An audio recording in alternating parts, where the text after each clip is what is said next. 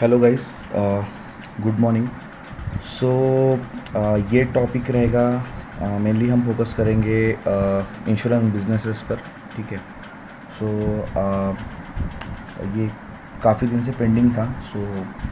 मैंने भी थोड़ा स्टडी को लिए थोड़ा टाइम लगा मुझे। यहाँ पे हम पहले देखेंगे कस्टमर पॉइंट ऑफ व्यू से कि अगर कोई कस्टमर को कोई इंश्योरेंस पॉलिसी ख़रीदनी है तो वो क्या सोचेगा। पहले तो समझ लेते हैं कि आ, हम मार्केट में बहुत टाइप की पॉलिसीज़ देखते हैं। ठीक है। जैसे LIC की पॉलिसी है, HDFC की पॉलिसीज़ है, and so on so fourth. ठीक है। अभी इसमें कुछ पॉलिसीज़ क्या होती है कि वो रिटर्न देने का प्रॉमिस करती है हमें। ठीक है। यानी आप वो लाइफ इंश्योरेंस लेते हो और LIC बोलती है कि आपको आपका इतना पैसा सम अश्योर्ड है, अगर आपको कुछ होता है तो आपको इतना पैसा वापस मिल जाएगा। ठीक है। अगर आपको कुछ होता है तो आपकी फैमिली को हेल्प हो जाएगी। बट आप उसके लिए जो प्रीमियम करते हो वो काफ़ी तगड़ा होता है। वो इन्वेस्टमेंट कंसिडर करके वो प्रीमियम कंसिडर होता है। ठीक है।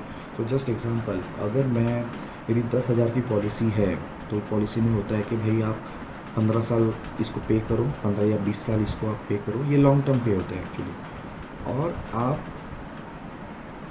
आपको जो सम अश्योर्ड रहेगा, आपको अगर कुछ हो गया ये 20 साल के पहले, तो आपको लगभग 3, 4, 5 लाख या समथिंग वो अमाउंट मिलेगी। ठीक है। बट क्या वो रियली एक टाइप का लाइफ इंश्योरेंस है? ठीक है। यानी आपको अगर कल कुछ होता है तो ये पॉलिसी आपके फैमिली को 5 लाख सपोज दे देगी, तो 5 लाख में आपके फैमिली का घर चलने वाला है पहली बात तो ऑब्वियसली उसका जवाब नहीं है। 5 लाख में आपकी फैमिली पूरे पूरे यानी पूरे मे बी अगले 10 या 15 साल तक सर्वाइव नहीं कर सकती। तो यहाँ पे लोगों का लालच जो है वो इन्वेस्टमेंट कंसिडर करके है। तो बॉस एक क्लियर कर दूँ, ये ऐसे टाइप की policies are not your term insurances और टर्म पॉलिसीज़। ठीक है। और वही अगर आप ये same amount 10,000 per year invest करते हो किसी इंश्योरेंस में, प्योरली टर्म इंश्योरेंस में, तो उसका लाइफ कवर होता है 50 लाख रुपीज़। यस, उसका लाइफ कवर होता है कम से कम, यानी आपके एज ग्रुप पे डिपेंड है। अभी जो 30 to 35 का जो एज ग्रुप है उनके लिए 10,000 अगर आप साल का पे करते हो तो आपका जो टर्म कवर होता है, इंश्योरेंस कवर होता है, वो है 50 लाख्स के आसपास। ठीक है। अगर वो 50 लाख, अगर आपको भगवान ना करे ऐसा कुछ हो, बट अगर वो कुछ हो गया आपको और उसका बेनिफिट आपको आपके फैमिली को होना चाहिए, और आपकी फैमिली एटलीस्ट 10-15 साल सर्वाइव कर पाएगी वो पैसों से। तो अगर आपको 50 लाख मिलते भी है क्लेम करके, तो वो 50 लाख फिक्स डिपॉजिट में भी रहेंगे तो तकरीबन 3 से 4 लाख तो फैमिली को आराम से पर एनम मिल जाएंगे, सो दैट उनका घर चल सके। तो ये मिसकंसेप्चुअल है कि LIC लोग प्रीफर करते हैं, but just try to understand, this is not a investment plan, this is your life's plan. ठीक है। Let's go ahead. तो ये ऐसा मिसकंसेप्चुअल है। अभी जो हम बात कर रहे हैं बिजनेसेस की, वो है लाइफ इंश्योरेंस बिजनेस। देखते हैं। तो कस्टमर पॉइंट ऑफ व्यू से अगर मुझे कोई पॉलिसी ख़रीदनी पड़ेगी तो मैं क्या देखूँगा? मैं उसका प्राइस देखूँगा, मैं उसको कंपेयर करूँगा कि मेरे ये प्रीमियम का मेरा जो बजट है, यानी बजट इन द सेंस जितना मुझे कवर करना है वो हिसाब से जो बजट है वो अक्रॉस द कंपनीज, जैसे अभी हमारी काफ़ी कंपनीज़ है, लिस्टेड नॉन लिस्टेड। तो उसमें से आप देख लो, आपको HDFC लाइफ है, SBI लाइफ है, ICICI प्रूडेंशियल है, आपका बजाज फाइनेंस है, बजाज लाइफ इंश्योरेंस है, आदित्य बिरला लाइफ इंश्योरेंस है, देन LIC भी लाइफ इंश्योरेंस में ही कंसिडर करेंगे हम एज ऑफ नाउ। देखते हैं। और कुछ बिजनेसेस है जैसे, और ये हो गए कुछ रिलायंस निप्पॉन भी लाइफ इंश्योरेंस में है, कोटक लाइफ है, ठीक है, उसके बाद मैक्स लाइफ है। सो एज अ कस्टमर मैं क्या करूँगा, ये सारे कंपनीज़ के प्रीमियम, जैसे मुझे सपोज 50 लाख की पॉलिसी निकालनी है तो मैं कितना प्रीमियम पे करना पड़ेगा पर एनम वो देखूँगा, and I will go for कुछ ऐसे पॉइंट्स जो मुझे भरोसा दे कि मुझे वो पैसे वापस मिलने वाले हैं या नहीं मिलने वाले हैं, कब तक मिलने वाले हैं, और मेरे फैमिली को तो कोई तकलीफ ना होगी। तो मैं ये देखूँगा कि वो कंपनी का सॉल्वेंसी रेशियो जो है वो 1.5 से कम हो। Solvency ratio is nothing but जितने टोटल क्लेम वो कंपनी को जाते हैं हर साल, उसमें से वो कितने परसेंट कितने परसेंट लोगों को रिटर्न करते हैं, ठीक है। सो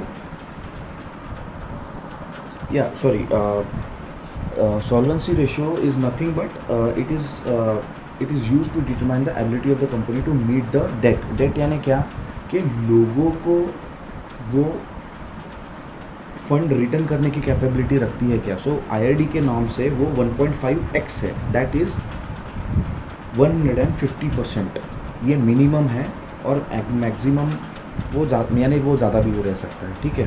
सो ये एक फैक्टर है, मैं देखूंगा एज अ पॉलिसी होल्डर कि वो मेरा सॉल्वेंसी रेशियो कैसा है कंपनी का। देन मैं देखूंगा क्लेम सेटलमेंट रेशियो, तो थोड़ा मैं थोड़ा मिस ये हो गया। तो क्लेम सेटलमेंट रेशियो जो है वो कितना परसेंट क्लेम कंपनी सेटल करती है, तो यहाँ पे भी कुछ फिगर्स सही दिखाती नहीं है कंपनी।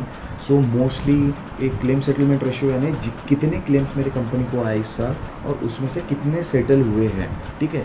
तो HDFC का जो आप देखोगे वो हाईएस्ट नंबर वो दिखाता है। अभी ये पेपर वर्क देखते हैं अपन अभी, यानी वो सही में कितना सेटलमेंट वो कर रहा है वो देखते हैं अभी। तो HDFC बोल रहा है कि मैं 99% मेरा सॉल्वेंसी रेशियो है, ठीक है। सो अगर आप देखोगे तो ये इसमें दो चीज़ें होती है, फिर से आपको ये भी देखना पड़ता है कि ये नंबर ऑफ क्लेम्स कितने सेटल हुए और एक्चुअली उनके कैश कितना सेटल हुआ, ठीक है। सो ये दो अलग चीज़ें हैं। तो कंपनी दिखाने के टाइम पे जो 99% दिखा रहा है वो एक्चुअली उनके यूलिप को या फिर म्यूचुअल फंड्स को भी कंसिडर करके वो एग्रीगेटेड बताते हैं। इसमें ये कंपनी प्योरली लाइफ इंश्योरेंस का सेटलमेंट नहीं दिखाती है। तो HDFC के केस में उसका लाइफ इंश्योरेंस का जो सेटलमेंट है वो एक्चुअली मैंने कुछ नोट करके रखा था। सो आपको ये इंफॉर्मेशन IRDAI के वेबसाइट्स पे मिल जाएगी, ठीक है। सो इसका अमाउंट सेटलमेंट रेशो जो है वो काफ़ी हद तक के ठीक नहीं है, जो लगभग 94% के आसपास जाता है, ठीक है। So this is also one of the factor as a customer I should consider. So चीज़ यही है कि मुझे ऐसी कंपनी देखनी है जो मेरा सेटलमेंट अच्छे से करे और मुझे बहुत कम दिन में पैसे रिटर्न कर दे, ठीक है। सो मैं बाकी इंश्योरेंस के बारे में डिस्कस नहीं करूँगा, but as a customer point of view जो सबसे अट्रैक्टिव आज के डेट में इंश्योरेंस पॉलिसीज़ है वो है मैक्स लाइफ, ठीक है। ये नंबर 3 पे आप कंसिडर करो, सॉरी नंबर 2 पे, ठीक है। देन कोटक नंबर 3 पे है, ठीक है।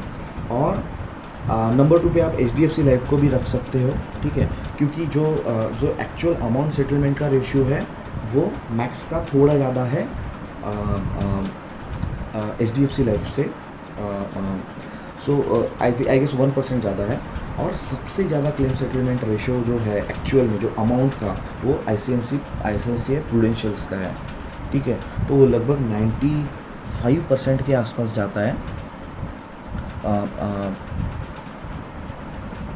या सॉरी 93% के आसपास जाता है। सबसे ज़्यादा जो है वो मैक्स लाइफ का है। बट यहाँ पे मैं ICICI प्रूडेंशियल को क्यों प्रेफरेंस दे रहा हूँ, क्योंकि ICICI प्रूडेंशियल का जो इफ़िशेंसी है क्लेम सेटल करने का वो जस्ट 4 to 5 वर्किंग डेज है। वही आप मैक्स लाइफ के केस में लेते हो तो लगभग 45 टू 55 डेज तक जाता है। एचडीएफसी का भी 45 डेज तक के जाता है। कोटक का सबसे ज़्यादा है, जो लगभग 200 के ऊपर डेज लगते हैं इनको क्लेम सेटलमेंट करने को। So as a customer point of view से अगर मैं सोचूंगा, ठीक है, एसबीआई लाइफ भी बहुत खास नहीं है, क्योंकि उसका क्लेम सेटलमेंट अमाउंट सिर्फ 90% है, जो सबसे हाईएस्ट है मैक्स का, देन आता है एचडीएफसी का, और देन आता है आईसीआईसीआई प्रूव का, ठीक है। सो मैं अभी यहाँ पे एचडीएफसी लाइफ क्यों कंसिडर नहीं किया, क्योंकि एचडीएफसी लाइफ का सॉल्वेंसी रेशियो जो है वो 2 से कम है। यानी कल जाके अगर कुछ बैड सिचुएशन आ जाए, उनको बहुत सारे अगर सेटलमेंट करने की नौबत आए, तो HDFC life is not the guy कि वो ऐसे पैंडमिक सिचुएशन के टाइम पे मैक्सिमम सेटलमेंट कर डाले, ठीक है। तो कस्टमर पॉइंट ऑफ व्यू से सबसे अच्छा सॉल्वेंसी रेशियो है मैक्स लाइफ का, जो है 2.75।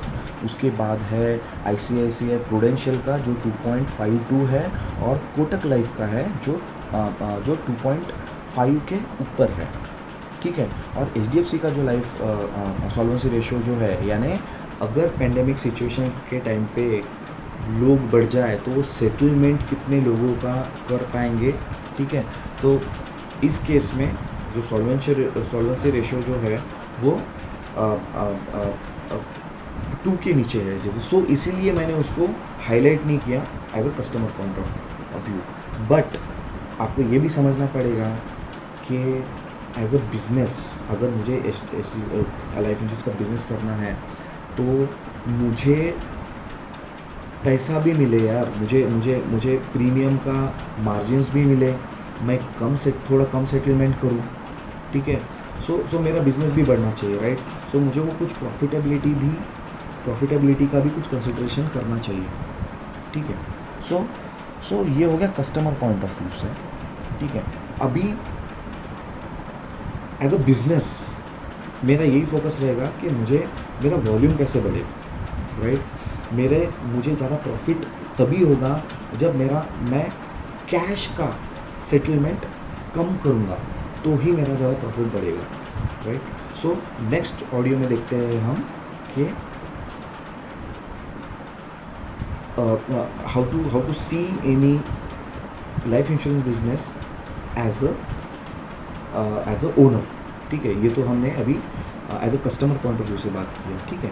सो ये ऑडियो थोड़ा लेंदी हो गए, इसलिए मैं इसको स्प्लिट कर रहा हूँ। So check with you in next audio.